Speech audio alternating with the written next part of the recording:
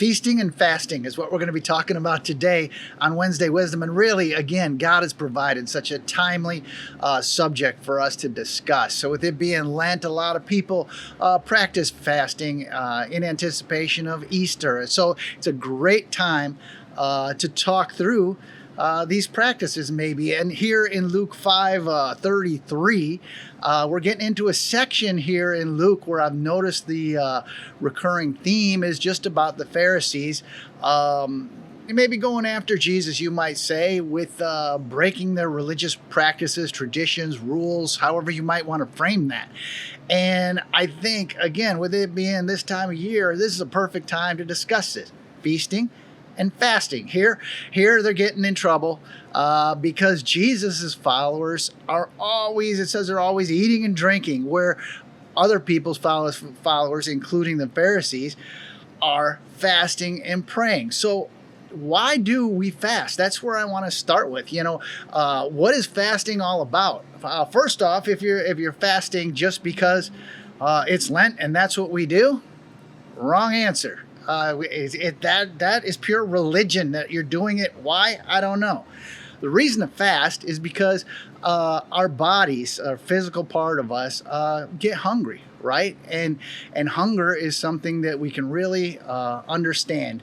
And when our bodies are just craving food, that's what fasting is all about. We're giving up that food so that we're really craving something. We're craving, in this case, God. We want to be closer to God. The act of fasting doesn't bring us closer to God. It just helps us remember how bad we need God and that we want Him that close to us. It's a spiritual thing. It's not something that just the act of fasting will bring us closer to God. We need to give up something and replace it with something. In this case, we're giving up that craving for food or whatever we've decided to give up, and we're wanting to replace that with God, being closer to Him spiritually. Maybe spend that time or that hunger and say, man, I need to be this hungry for God. So Jesus' followers get this because they're right there with Jesus. So they're having a celebration. They're feasting. And that's something that hunger in general is pretty amazing, because think about a time where you've been really, really hungry. You feel all empty and you really need food, right? But the very second you eat, within a few seconds, you can be full to the brim.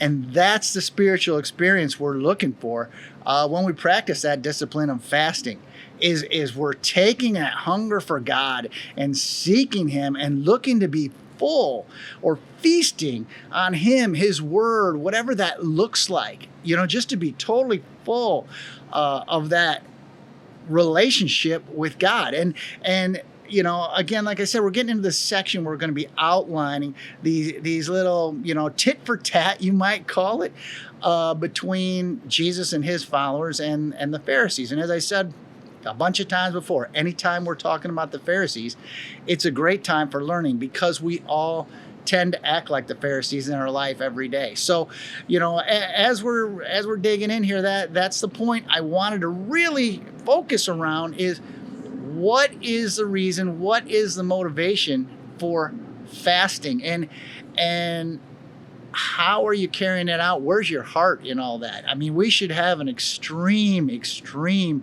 hunger for God in our hearts, and just getting closer to Jesus through this experience, man. Just realizing that so often things in the physical get in the way, whether it be with our actual hunger is one thing, but other things that we tend to make too important in life. It's a great time to give that up for a little bit and spend that time with God. So you might be fasting from TV, but replace that with a feast of prayer time, or a feast of devotional time, or just a feast of sitting still and saying, man, God, speak to me. I want you to talk to me instead of all these other influences. So just a little bit on feasting and fasting, and I hope that maybe helped you along in your journey. And we'll catch you next time, as always, on Wednesday Wisdom.